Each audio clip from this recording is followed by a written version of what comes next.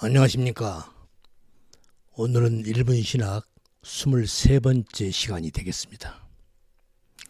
우리는 지난 시간에 하나님의 영광에 대해서 살펴보았습니다. 하나님은 당신 자신 안에 실제하고 있는 외적 그리고 내적 그 완전성과 탁월성, 이걸 본유적 영광이라고 그러죠.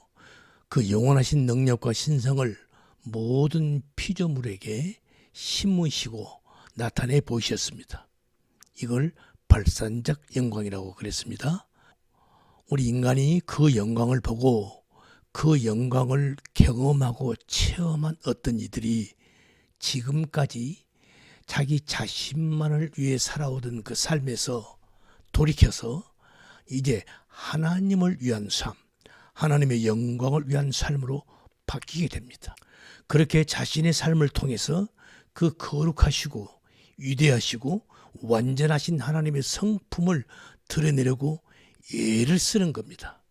그뿐만 아니라 그러한 하나님의 영광을 타인들에게도, 그러한 삶을 다른 사람들에게도 하나님의 영광을 위해 사는 데 기여하고자 노력하고 애쓰고 갈망하는 그러한 삶을 효과적 영광이라고 하는 것이다 라는 것에 대해서 설명을 드렸습니다.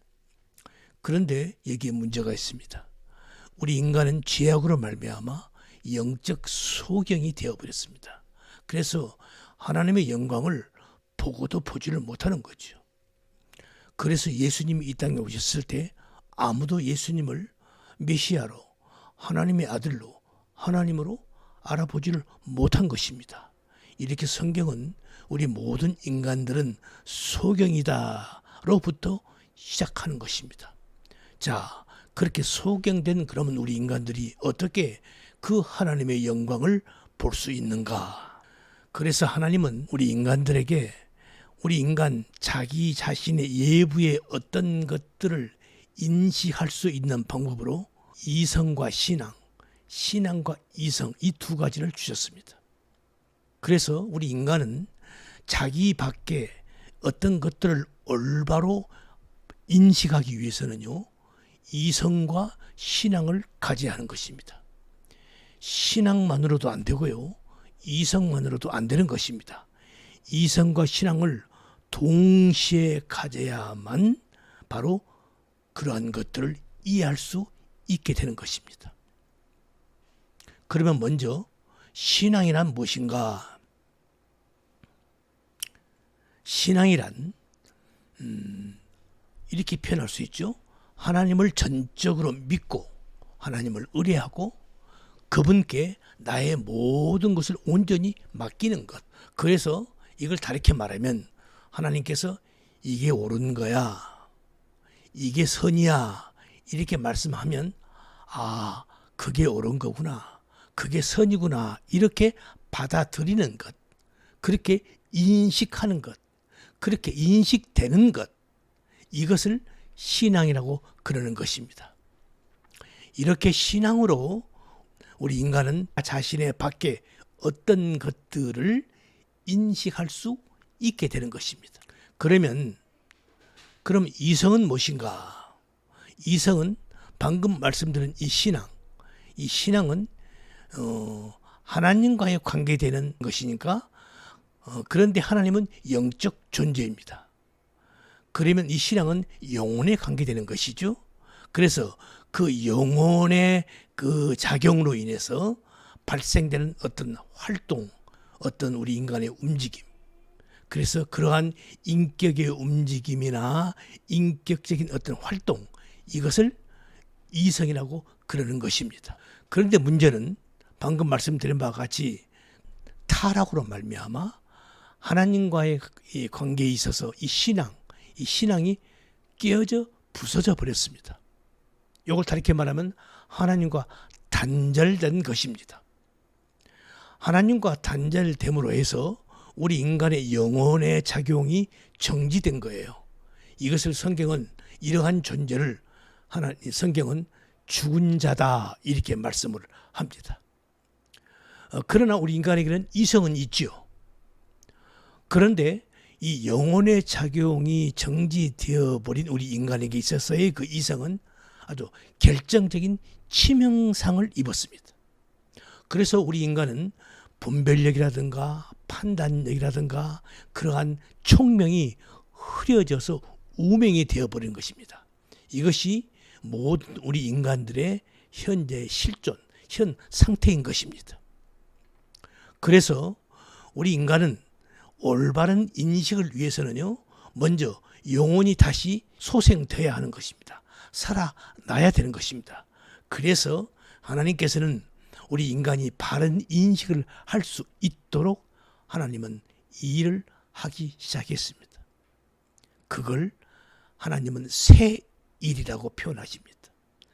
새 창조입니다. 재창조를 하시는 것입니다. 그렇게 해서 우리 인간은 하나님으로 말미암아 새롭게 다시 태어난 것입니다. 이것을 성경은 중생이다, 거듭남이다 라고 표현합니다. 리크레이션, 리제너레이션 이렇게 표현을 하지요. 그래서 하나님께서는 예수님을 이 땅에 보내신 것입니다. 그리고 그 예수님이 이 땅에 오셔서 십자가를 짊어지신 거예요. 그러므로 해서 우리 성도들은 새롭게 창조가 된 것입니다. 다시 말해서 영혼이 다시 새롭게 살아난 거예요.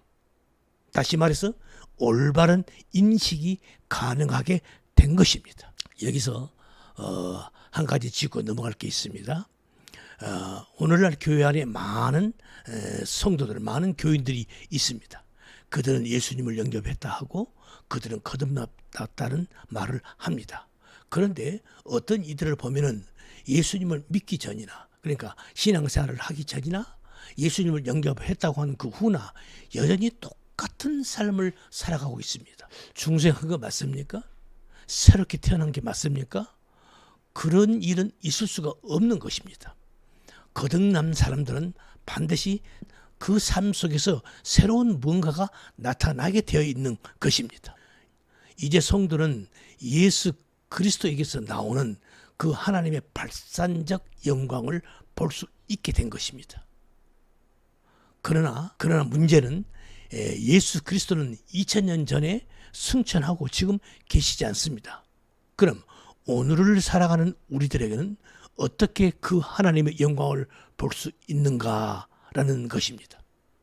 그 하나님의 그 발산적 영광을 어떻게 우리가 볼 수 있느냐 하는 것입니다. 그것은 그 발산적 영광을 기록한 성경을 통해서 우리는 하나님의 영광을 볼 수 있는 것입니다. 물론 특별한 개별적 경험을 하는 이들이 있습니다.